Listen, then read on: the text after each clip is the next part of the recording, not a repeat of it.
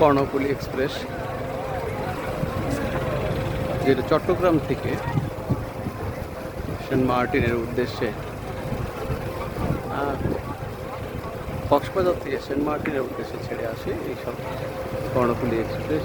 এবং এরপরে আরেকটি রয়েছে এখানে green line, MV green line ওয়েজ রয়েছে।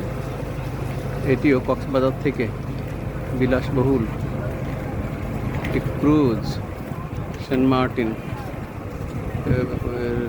এর পর্যটকদের জন্য কক্সবাজার থেকে যাওয়া আসা করে, কক্সবাজার কিংবা সেন্ট মার্টিন যাওয়া আসা করে। সুন্দর। আজকে প্রচুর পর্যটক এসছে, আজকে প্রচুর পর্যটক এসছে। 4টা ক্রুজ এবং 4টা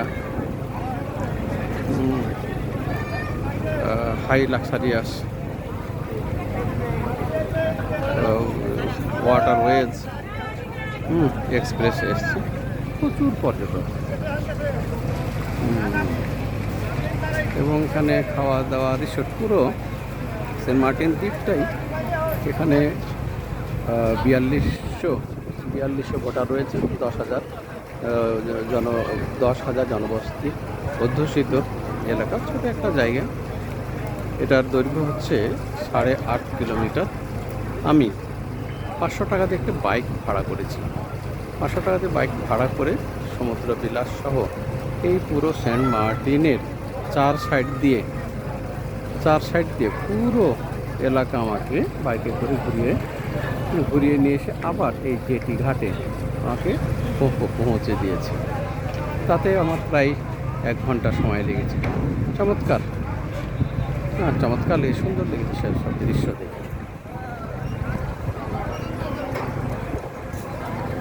এই যে সব পর্যটকরা, হাজার হাজার পর্যটকরা আসছে।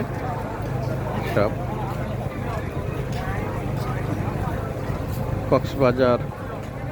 কক্সবাজারের যেসব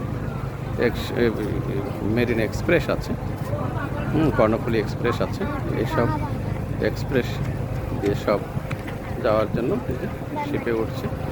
সবাই 3টার সময় সব ছেড়ে যাবে। এটি একটি এমভি গ্রিন লাইন 1, এটি এরোপ্লেনের আকারে তৈরি করা লাক্সারিয়াস বিলাসবহুল একটি ক্রুজ, যেটি সেন্ট মার্টিন টু কক্সবাজার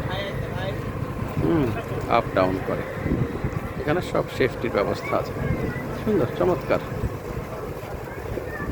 এই যে উপকূলীয় যাত্রীবাহী নৌযান দেখা যাচ্ছে, সব বিভিন্ন প্যাসেঞ্জার